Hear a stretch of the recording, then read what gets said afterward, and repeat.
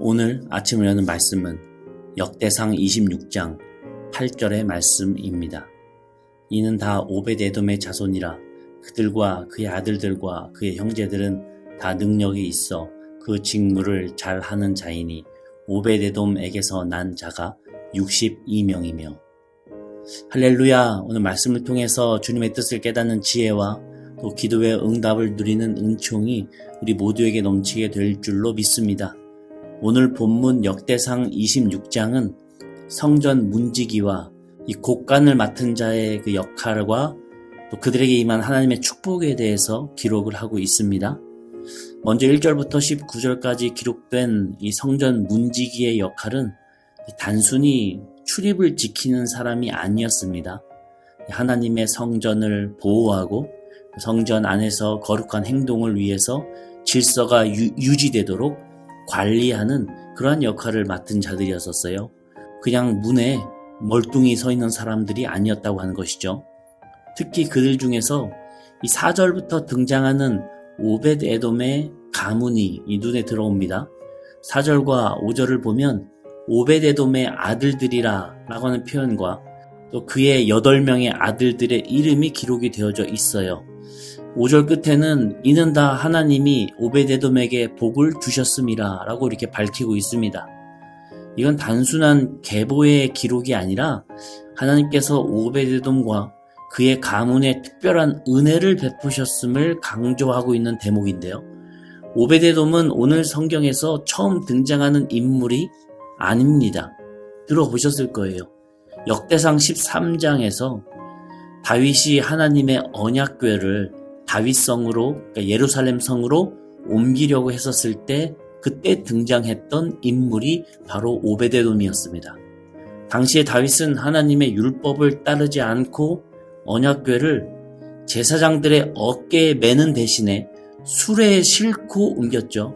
그러다가 운반하던 중에 소들이 뛰어가지고 언약궤가 흔들렸고 이 떨어지려고 하는 언약궤를 붙잡은 그 웃사가 그 자리에서 즉사해버리는 이 불미스러운 사건이 발생하게 됩니다. 이 일을 목격한 다윗은 이 두려움에 사로잡혀서 그 언약궤를 예루살렘으로 가져오지 못하고 블레셋 출신인 오벳에돔이라고 하는 사람의 집에 임시로 두게 됩니다. 근데 놀랍게도 하나님께서는 그 오벳에돔의 집에는 3개월 동안 큰 축복을 내리셨어요. 이 소식을 들은 다윗은 다시 그 언약궤를 모시고 다윗성으로 옮기기로 결정을 하죠. 이 동시에 오벳에돔과 그의 자손들도 다윗 성전으로 소환되었고 중요한 직분을 맡게 되었던 것입니다. 오벳에돔은 본래 블레셋 가드 출신 사람으로서 그의 이름의 뜻도 에돔 신의 예배자, 에돔의 아들, 이러한 의미를 가지고 있는 사람이었었어요.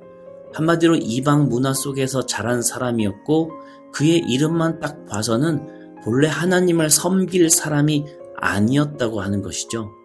그렇지만 오벳에돔은 이 만지기만 해도 사람이 죽는 그 저주스러운 언약궤를 기꺼이 자신의 집으로 모셨던 사람이었습니다.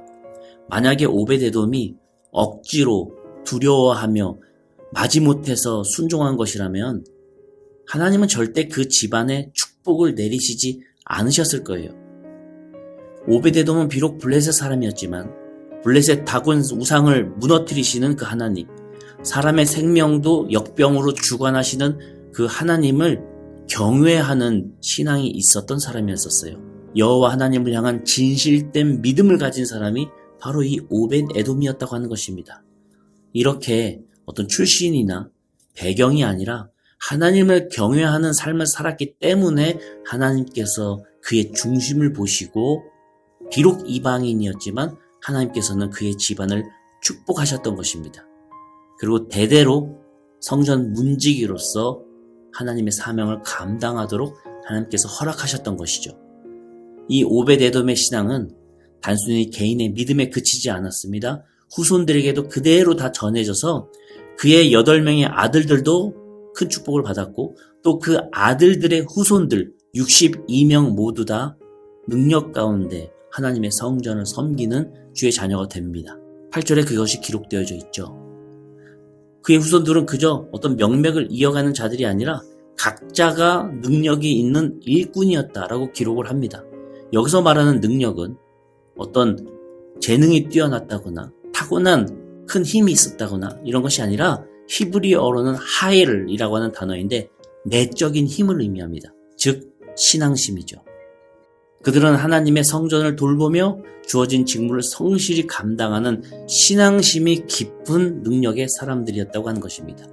이 오벳에돔의 이야기를 통해서 우리는 하나님의 성전에서 맡은 모든 일이 소중하며 어떤 직분이든 어떤 출신이든 하나님께서는 편견 없이 동일한 축복을 주신다고 하는 것을 깨닫게 됩니다.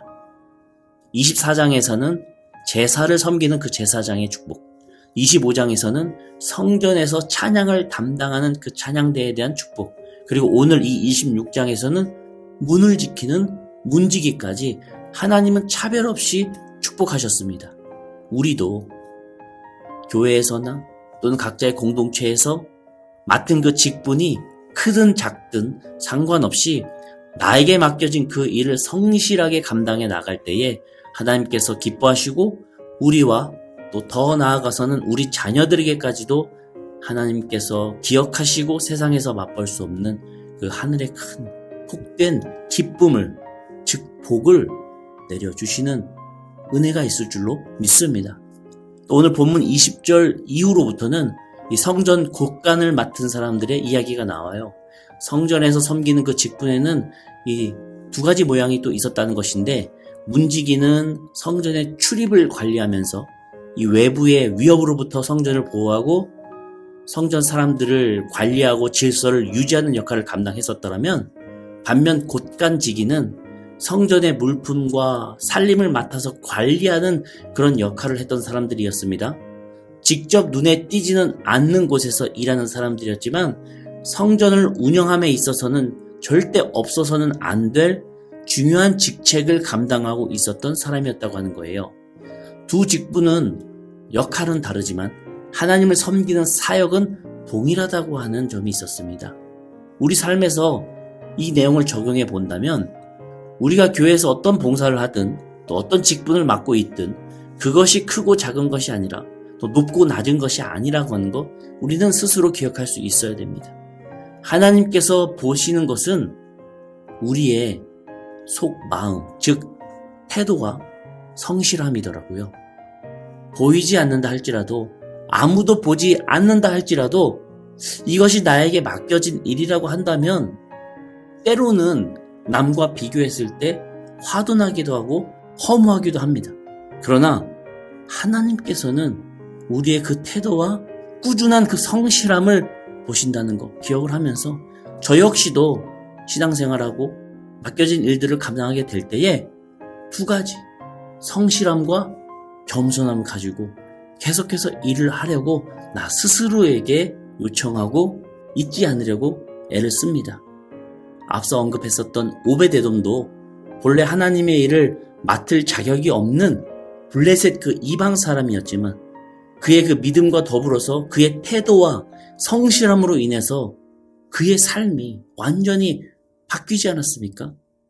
게다가 그의 자손들까지도 하나님의 일을 하면서 지금까지도 하나님께 쓰임받는 하나님의 축복의 가문이 되었다는 것을 우리는 기억해야 될 것입니다.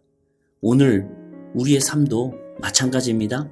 우리가 하나님의 성전을 섬기는 그 어떤 모양이든지, 또한 세상 공동체 안에서 하나님의 뜻을 나타내는 그 어떤 일을 하든지 그것이 곧 하나님을 섬기는 것이라는 것을 기억하면서 우리에게 맡겨진 그 모든 일을 성실함과 올곧은 태도로 그 일을 감당해 나가는 우리가 되기를 소망합니다.